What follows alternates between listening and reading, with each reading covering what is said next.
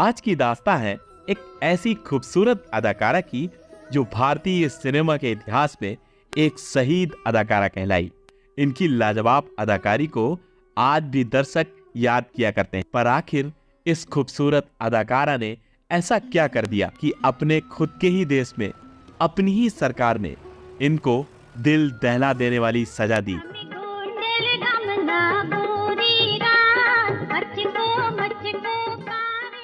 क्यों इन्हें तड़पा तड़पा कर मरवा दिया गया। मैं आपसे यकीन से कह सकता हूं कि आज जब आप इस अभिनेत्री की पूरी जीवन की कहानी सुनेंगे तो सुनने के बाद आपके रोंगटे खड़े हो जाएंगे, आंखों से आंसू खुद ब खुद निकल उठेंगे। आखिर क्यों इस खूबसूरत अभिनेत्री को अपने ही मलमूत्र में रहना पड़ा। इन्होंने आखिर ऐसा क्या कर दिया था कि इस अदाकारा को सभी के सामने निवृत्त कर दिया गया था। ऐसे इस अभिनेत्री की मौत के बाद भारत के इतिहास के पन्नों में काले अक्षरों में लिखा गया प्रधानमंत्री इंदिरा गांधी का नाम। तो आइए इस अदाकारा की पूरे जीवन की प्रताड़ना भरी जिंदगी को जानते हैं। नमस्कार दोस्तों, स्वागत है आप सभी का आपके अपने favourite YouTube channel beautiful Bollywood में। आज हम बात कर रहे हैं स्नेहा लता रेड्डी की, जिनका जन्म वर्ष 1932 को आंध्र प्रदेश के एक धर्मांतरित ईसाई परिवार में हुआ। वैसे तो इनका परिवार पीढ़ियों से हिंदू था, पर जब स्नेहा का जन्म हुआ तो इनके परिवार ने हिंदू से ईसाई धर्म अपना लिया था। रही बात इनके परिवार की, तो इनका परिवार बेहद तंगी, गरीबी और दुख तकलीफ में ही जीवन व्यतीत कर रहा था। पर इस गरीबी के बीच भी इनके परिवार ने स्नेहा को पढ़ाने में कोई कसर नहीं छोड़ी। स्नेहा ने अभी स्कूल जाना ही शुरू किया था कि उनके मन में सिर्फ एक ही बात रहती कि कम से कम मैं पढ़ लिख कर इतना तो बन जाऊं कि अपने परिवार को जीवन सरलता से तो व्यतीत करवा सकूं। तो स्नेहा का बचपन गरीबी में भले ही बीत रहा हो, पर इनके मन में बचपन से ही कुछ कर दिखाने का जुनून पनपता रहा। थोड़ा सा समझदार हुई तो इन्होंने अपने आसपास अंग्रेजी हुकूमत का जुर्म देखा। शायद यही कारण था कि स्नेहा इन सभी वजहों से काफी क्रांतिकारी और बगावती हो गई थी। उनके मन में हमेशा से सिर्फ यही बात चलती कि कैसे मेरी पढ़ाई पूरी हो जाए, और दूसरी बात थी तो ब्रिटिश सरकार के खिलाफ बगावत। शायद यही कारण होगा कि उन्होंने हमेशा हमेशा के लिए अपना ईसाई नाम बदलकर अपना हिंदू नाम स्नेह लता रख लिया। हमेशा हमेशा के लिए क्रिश्चियन वेशभूषा का परित्याग कर दिया और भारतीय वेशभूषा को अपना लिया। अंग्रेजी हुकूमत की क्रूरता को देखकर उनके मन में हमेशा से ब्रिटिशर्स के खिलाफ बगावत बनी रहती। हाँ, मगर उन्होंने कभी भी अहिंसा का रास्ता नहीं चुना। पढ़ाई के दौरान वो अक्सर आजादी पर आधारित नाटकों में हिस्सा लेती।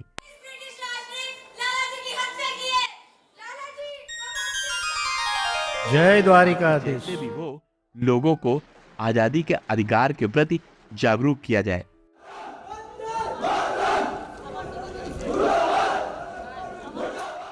अब ये नाटकों का सिलसिला स्नेहा की अति रुचि में बदल गया था। इधर कॉलेज की पढ़ाई समाप्त हुई तो स्नेहा लता ने एक थिएटर ग्रुप ज्वाइन कर लिया। इस थिएटर ग्रुप का नाम था मद्रास प्लेयर। ये उस समय का बहुत बड़ा थिएटर ग्रुप था। इस थिएटर ग्रुप में अक्सर बड़े बड़े फिल्म निर्माता निर्देशक आया करते थे और अपनी फिल्म के लिए कलाकारों का चयन किया करते। उन्हीं दिनों वहां पर कन्नड़ तेलुगु फिल्म निर्देशक पट्टामी राम रेड्डी आए। वहीं पर उनकी मुलाकात स्नेहा लता से हुई और ये मुलाकात कब दोस्ती में बदल गई पता ही नहीं लगा। शायद इसका कारण ये भी था। जय द्वारिकाधीश। एक अच्छी एक्टर के साथ साथ एक बहुत अच्छी पाठ कथा लेखिका भी थी और दोनों के विचार इतना मेल खाते कि पलक झपकते ये दोस्ती मोहब्बत में बदल गई। वैसे दोनों के परिवारों को ये रिश्ता कबूल नहीं था, पर स्नेहा ने परिवार के खिलाफ जाकर शादी कर ली। शादी के बाद स्नेहा लता रेड्डी फिल्मों में काम करने लगी। ये सभी के सभी फिल्में समाज में चल रही कुप्रथाओं पर ही आधारित रहती। हाँ, इनमें अधिकतर फिल्में तो इनके पति के द्वारा ही बनाई जाती। इन कुप्रथाओं को फिल्मों के माध्यम से इस नासमझ समाज को समझाना बेहद मुश्किल था। शायद यही कारण था कि इनकी फिल्मों का हमेशा विरोध होता, पर स्नेहा लता ने अपने तरीके से समाज को जागरूक करने की तो ठान ली थी। भले ही उनकी फिल्मों का विरोध हो, उन्होंने फिल्में बनाना कभी बंद नहीं किया। तभी उनकी एक ऐसी फिल्म आई जिसे आज तक की कन्नड़ सिनेमा की सबसे मशहूर फिल्म माना गया। इस फिल्म का नाम था संस्कारा। वर्ष 1971 को इस फिल्म के प्रदर्शन को लेकर बहुत बवाल हुआ। मद्रास सेंसर बोर्ड ने 4 वर्षों तक इस फिल्म के रिलीज पर ही रोक लगा दी, पर उसके बावजूद स्नेहलता ने हार नहीं मानी। वो अदालत गईं और अदालत के फैसले के बाद इस फिल्म से रोक हटा दी गई। 4 वर्षों की रोक के बाद जब ये फिल्म रिलीज हुई तो दर्शकों का भारी हुजूम फिल्म को देखने के लिए टूट पड़ा। इस फिल्म के रिलीज होने के साथ ही अवार्डों की बौछार भी होने लगी। ये सभी के सभी पुरस्कार राष्ट्रीय और अंतर्राष्ट्रीय स्तर के थे।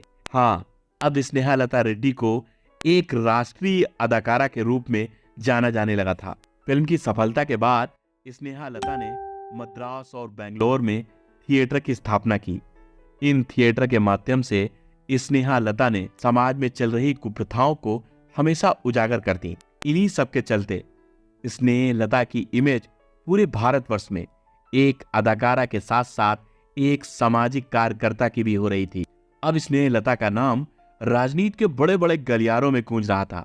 शायद इसी के चलते इनकी और इनके पति की पहचान राजनीतिक धुरंधर जॉर्ज फर्नांडिस से हुई। जॉर्ज फर्नांडिस उन दिनों एक सामाजिक कार्यकर्ता और एक अच्छे राजनीतिक थे। कुछ ही दिनों बाद जॉर्ज फर्नांडिस से इनकी अच्छी दोस्ती हो गई, पर शायद ही किसी ने सोचा होगा कि ये दोस्ती एक दिन स्नेहलता के लिए नरक का द्वार बन जाएगी। साल था 1975 और वो 25 जून की काली रात थी।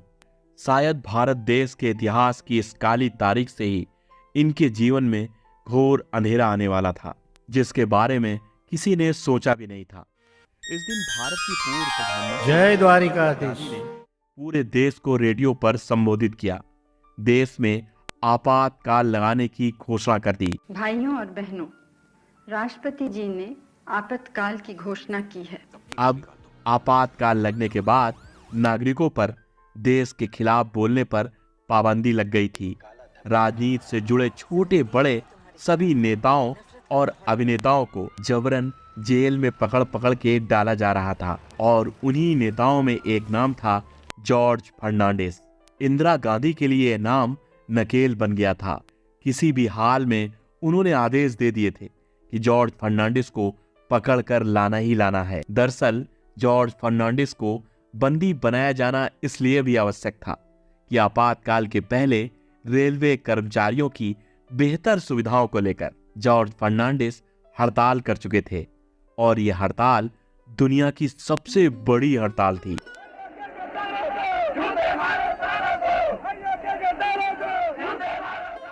उनकी बेटी बताती हैं कि आपातकाल के दौरान स्नेहलता की मुलाकात अपने राजनीतिक दोस्त जॉर्ज फर्नांडिस से हुई। जॉर्ज फर्नांडिस ने पूरी रूपरेखा स्नेहलता को बताई। वो किस तरह से इंदिरा गांधी के खिलाफ एक मूवमेंट चलाने वाले हैं। कांग्रेस को हटाना है, इंदिरा राज खत्म करना है। पर स्नेहलता को जॉर्ज फर्नांडिस का प्लान बिल्कुल पसंद नहीं आया। उसका कारण यह था कि स्नेहलता अहिंसावादी थी। उन्हें हिंसा बिल्कुल पसंद नहीं थी, पर जॉर्ज फर्नांडिस हिंसा की बात कर रहे थे।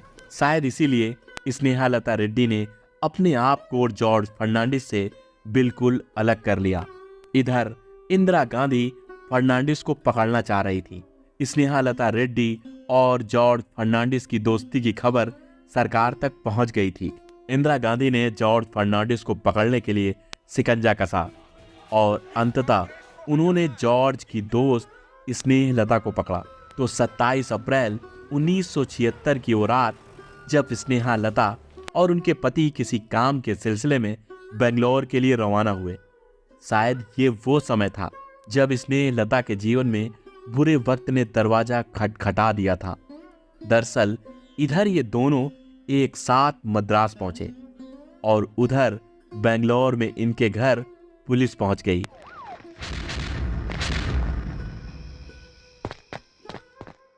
दरवाजे पर खट खट की आवाज हुई। स्नेहलता के बेटे ने पूछा, कौन?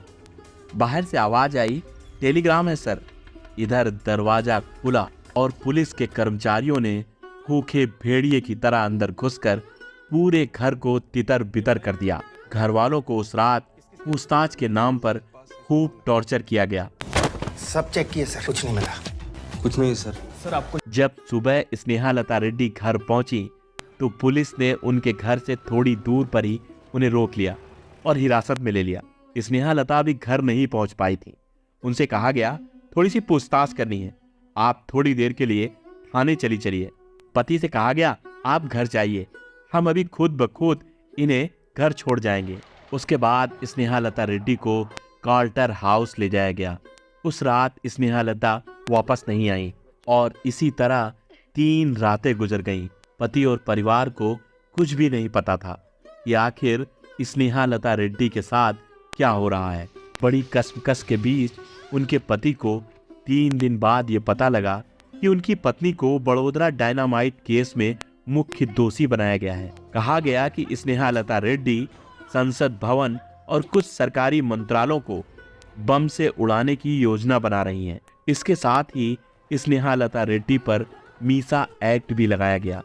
ये एक्ट था जिसमें आपातकाल के समय सरकार के खिलाफ बोलने वाले को जेल में डाल दिया जाता था। किसी एक ग्रुप को कंट्रोल करते हैं तो कल दूसरा कोई सर उठा लेता है। पर शायद अब तक स्नेहालता रेड्डी के साथ जो भी हो रहा था वो एक नाटक था।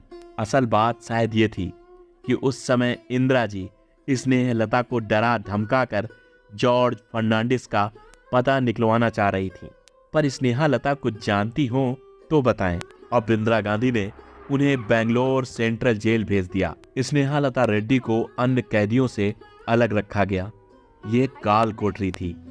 अगर साथ देने को कोई था तो वो था अंधेरा।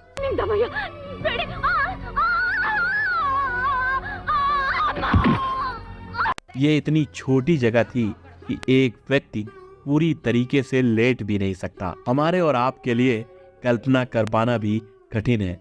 इस छोटे से कमरे में मल मूत्र करने के लिए सिर्फ एक छेद था। हाँ, रोशनी की तो बात करिए ही नहीं। कहीं से भी एक भी सूर्य की किरण अंदर नहीं आ सकती थी। अंदर अगर कुछ था तो मच्छर, कीड़े मकोड़े, गंदगी और एक अजीब तरीके की सड़न। ऐसी नरक भरी जिंदगी जिसे सोच पाना भी हमारे रूह को कपा देता है। आपको बता दें कि स्नेहालता रेड्डी को बचपन से ही सांस की बीमारी थी। सोचिए, अस्थमा की एक गंभीर मरीज स्नेहालता उस सड़न में जीवन गुजार रही थी। उसी काल कोठरी में वो मलमूत्र करती। उसी काल कोठरी में स्नेहलता एक बेगुनाह होने के बाद भी अपराधी का जीवन जीने में मजबूर थी। अभी आप रुकिए, शायद अभी प्रताड़नाएं कम थी, क्योंकि जेल में एक टॉर्चर रूम भी था जहां उन्हें ले जाकर पूछताछ के नाम पर उनके सारे कपड़े उतरवा दिए जाते। अगर स्नेहा मना करती तो उनके कपड़े फाड़ दिए जाते, उन्हें दम भर के पीटा जाता और जबरन सभी के सामने उन्हें नंगा रखा जाता। शायद उन रातों को क्रूरता भी अपने आप में डरने लगी होगी। स्नेहालता रेड्डी को कैद में बद से बदतर खाना दिया जाता। सिर्फ और सिर्फ दिन रात यही पूछा जाता, जॉर्ज फर्नांडिस कहाँ है?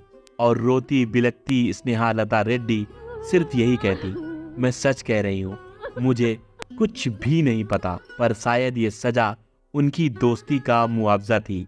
वो क्या जवाब देती? स्नेहालता रेड्डी की इस बेरहम सरकार ने एक न सुनी।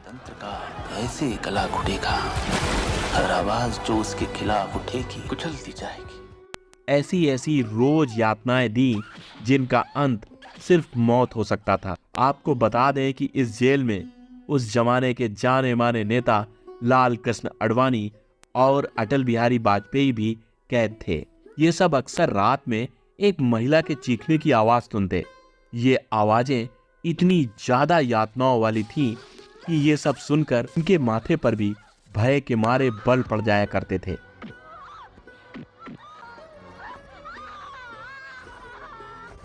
उन्हें बाद में पता लगा कि ये आवाज अदाकारा स्नेहालता रेड्डी जी की है। स्नेहालता रेड्डी जी ने अपने कैद के दौरान अपने अनुभवों को कागज के पन्नों में बयां किया, जिसे बाद में कर्नाटक मानवाधिकार आयोग ने अ प्रिजन डायरी के नाम से पब्लिश किया।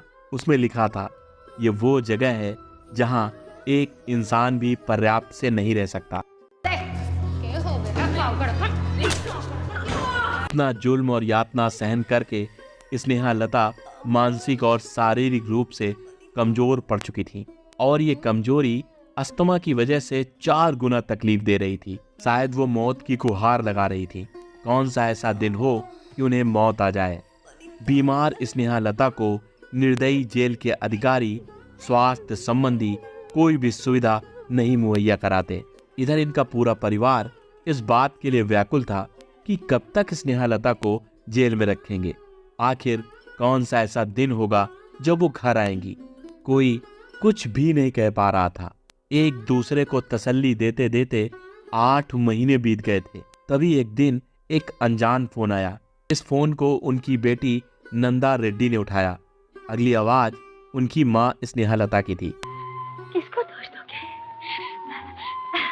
थोड़े दिन तो रह गए हैं। नंदा रेड्डी कहती हैं, आज भी वो सब सोचकर दिल जोर से धड़कने लगता है। वो कहती हैं, उनकी माँ ने बोला, बेटी आज मुझे ये लोग हॉस्पिटल लाए हैं, तुम मिलने आओगी क्या? बेटी नंदा रेड्डी कहती हैं, मुझे कुछ समझ में नहीं आ रहा था। फोन के बाद नंदा इतना रोई कि शायद ही वो आज तक कभी रोई हो और भागते भागते विक्टोरिया हॉस्पिटल पहुंच गई। अपनी माँ को देखकर नंदा रेड्डी चिपट गई और इधर स्नेहलता भी अपनी बेटी को पकड़कर चूमने लगी। बार बार उनके बालों को सहलाती और चूमती ही चली जाती। नंदा ने भी अपनी माँ को मानो ऐसे पकड़ा था कि अब उन्हें उनसे कोई छुड़ा ही नहीं सकता। तब तक पुलिस का एक सिपाही आकर बोला, अब बाहर जाओ, तुम्हारा वक्त खत्म हो गया है। हॉस्पिटल से टेम्परेरी दवाएं करवाने के बाद स्नेहलता रेड्डी को पुलिस वैन में खींचकर बैठा दिया गया। वैन फिर जेल चली गई। स्नेहलता रेड्डी दिन पर दिन दुबली होती चली गई। वो इतना दुबली हो गई मानो हड्डियों पर एक पतली मांस की परत चढ़ी हो। अस्थमा भी अब 4 गुना बढ़ गया था। बिगड़ते स्वास्थ्य के कारण स्नेहलता रेड्डी को जेल प्रशासन ने मजबूरी में कुछ दिनों के लिए पेरोल पर छोड़ दिया। 15 जनवरी 1977 को स्नेहलता रेड्डी घर वापस आ गईं। स्नेहलता रेड्डी घर पर पेरोल पर वापस आई थी। उनकी हालत बिगड़ी तो पेरोल पर उनको 15 जनवरी 77 में छोड़ा। पर जेल की क्रूरता उनके मन में बस गई थी। उन्हें हमेशा ये डर बना रहता कि उन्हें अभी फिर जेल जाना है। पिछली अमानवीय क्रूरता को सोच सोच कर छूटने के 5 दिन बाद ही 20 जनवरी 1977 को वो परलोक सिधार गईं। और 5 दिन बाद उनका देहांत हो गया। उनका इतिहास खून से सना है। अब स्नेहा को इस नर्क की दुनिया से छुटकारा मिल गया था। पुलिस के पास स्नेहलता के खिलाफ कोई सबूत नहीं था, फिर भी उन्हें 8 महीनों तक इन यातनाओं को झेलना पड़ा। चार्जशीट में इस औरत का नाम नहीं था। एक महान अभिनेत्री, लेखिका, सामाजिक कार्यकर्ता होने के बाद भी स्नेहलता रेड्डी को कैद में वो सारी प्रताड़नाएं दी गईं जो कि एक आतंकवादी को दी जाती हैं। आज भी उनकी बेटी नंदा रेड्डी कहती हैं, उनके साथ हुई बर्बरता, क्रूरता, नंगेपन को सोचकर उनकी रूह कांप जाती है। नंदा रेड्डी इंदिरा गांधी को अपनी मां का कातिल मानती है। मतलब ऐसे कैसे पुलिस निहत्थी जनता पर गोलियां चला सकती है? नंदा रेड्डी जो कि एक सोशल एक्टिविस्ट हैं, जब भी वो अपनी मां के बारे में सोचती हैं और किसी से भी बात करती हैं तो उनकी आंखों में आंसू आ जाते हैं। नंदा अपने आर्टिकल्स में हमेशा यही लिखती हैं कि उनकी मां अपनी मौत नहीं मरी, उन्हें मारा गया है, उन्हें भारत सरकार ने मारा है। इंदिरा राज खत्म करना है। सत्ता और राजगद्दी के लालच में देश में इमरजेंसी लगाई गई। न जाने कितने लाख लोगों को जेल में डाल दिया गया। स्नेहलता रेड्डी के साथ जो भी हुआ, शायद इसी कारण उन्हें आपातकाल का पहला शहीद कहा जाता है। वैसे उत्तर के इलाके में स्नेहलता रेड्डी को शायद ही कुछ लोग जानते हों, लेकिन दक्षिण के इलाके में स्नेहलता रेड्डी की पूजा की जाती है। इन्हें लोग एक शहीद के रूप में जानते हैं। पर आप बताइएगा कि कभी आपने क्या इस अभिनेत्री का नाम सुना था कि कोई ऐसी भी अभिनेत्री हैं जिनको इतनी बेदर्दी से हमारी सरकार ने मौत के घाट उतार दिया? अगर नहीं सुना तो कमेंट बॉक्स में जरूर बताइएगा। और अगर आपने हमारे वीडियो के माध्यम से इनकी कहानी को सुना तो ये भी जरूर बताइएगा कि आपको